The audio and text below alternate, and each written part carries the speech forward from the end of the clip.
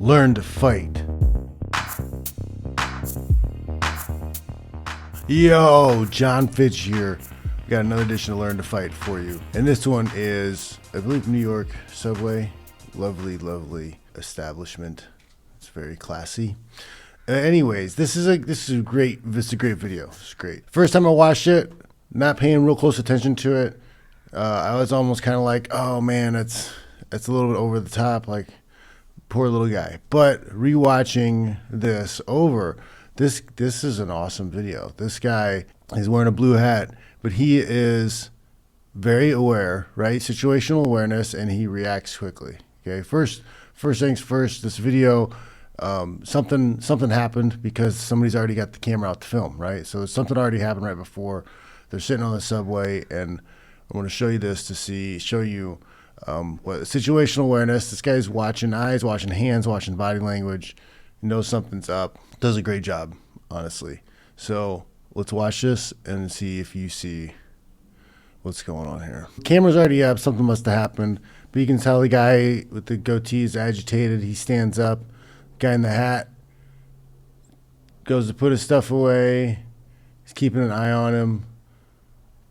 Doesn't like what he sees. Gets up real quick and baps him a couple times. Puts him out. Everybody else on the train is like, holy moly, what just happened? And I was like, man, I was kind of like fast to like start punching somebody. But then you watch it back and you'll see exactly what's going on. So there's a little bit of irritation. The guy stands up. The guy's watching, looking around.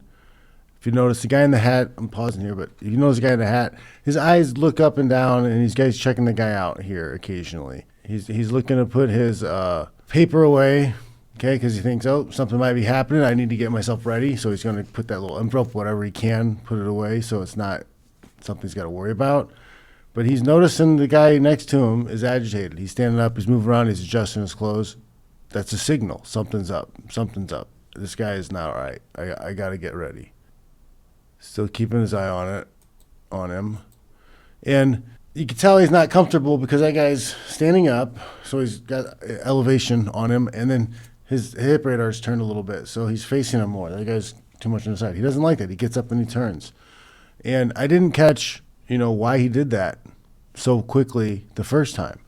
But as he stood up here, he's also grabbing the wrist, if you can see right here. See, I get the pointer on it.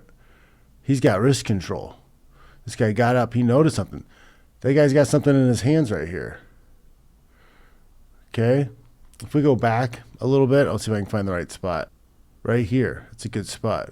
See, he's got his hand. He's digging that hand into his pocket. I think he notices. He already knows. That's danger. We don't know what this guy's got in his pocket. We watched a video with Jorge Masvidal the other episode, and he was talking about in the street, he's got to hit you in self-defense when you're too close because he doesn't know if you got a knife, he don't know if you got a gun, he doesn't know what's going on. Right? So this guy, he's on the subway, words have been exchanged, he's got his hand in his pocket. Red alert. You don't know. You don't know what could be going on right here. This guy in the blue hat reacts. Gets up, his back's to us, gets his hand immediately on that. And the guy had scissors in his hand. We'll watch this through one more time. See if you can watch it all in play, right? The guy's getting up. He's fishing around for stuff. He's touching his clothes. That's a sign that he's agitated. Something's going on. Now he's fishing in his pocket. This guy notices he's fishing in his pocket. Wrist control. Bop, bop. Puts him out. Wasn't taking any chances. The guy next to him got blood on his shirt. Poor guy. That was fast. So I did some fishing around. I found a couple extra pictures. Some people had found some zoomed up, close up pictures of what that guy was fishing around for. So here's one of the images I found, and it's a zoomed up image of the guy's wrist control and what the other guy has in his right hand. He's got a pair of scissors. So you can see in this still of the exchange, this is the moment that the guy had wrist control right before he punched him. And the other guy's right hand, he has scissors, a pair of green-handled scissors. And you've got wrist control right before he lands that knockout shot.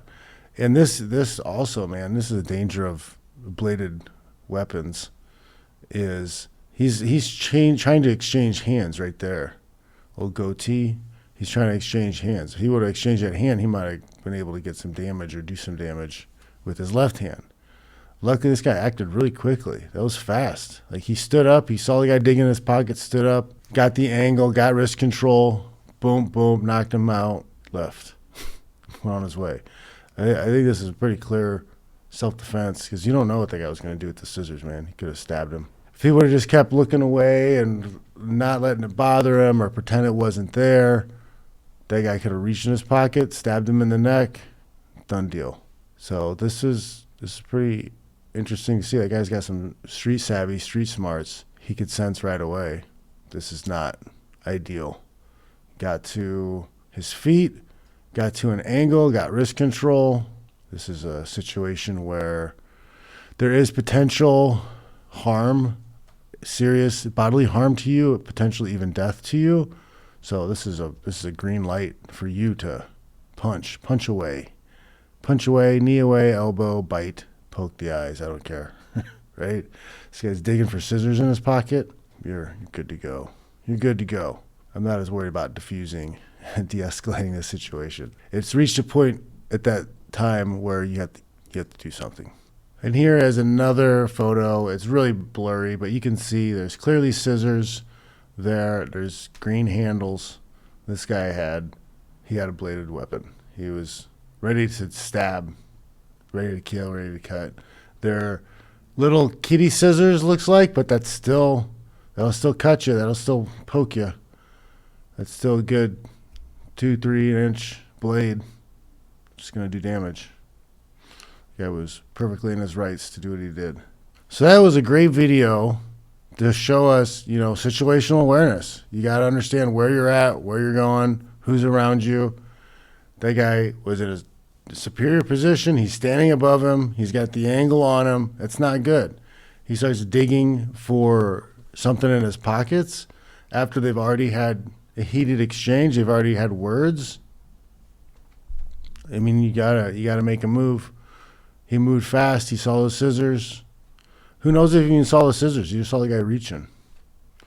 The guy's digging in his pockets pretty hard. Those were some of the signs that we had talked about before. The eyes are the gateway. You can tell a lot about intent and a person's intent with what their eyes are doing or what their eyes are looking around at.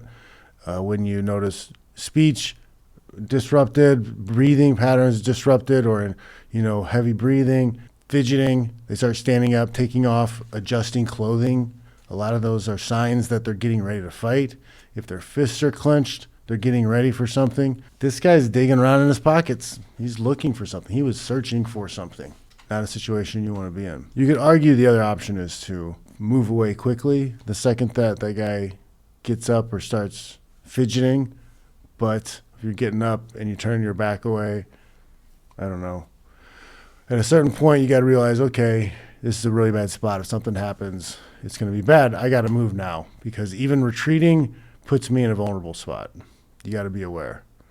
All comes down to situational awareness. Who knows if this guy's had any type of training at all, but he's had enough encounters where his situational awareness is heightened, and he was on point with that. He didn't let the guy stand over him very long. He didn't let him have the angle on him. He made sure to move around as he stood up, got that wrist control, attacked that hand. He's reaching in his pocket. Guy did a really good job. Let me know what you guys think in the comments. I like hearing what you guys have to say and your takes on this stuff. I, of course, am not a legal professional. I'm doing my best. But if you got some lawyering that you can do because you got more law knowledge, let me know. Thanks for watching. Make sure you like, subscribe, share, and I'll check you guys later.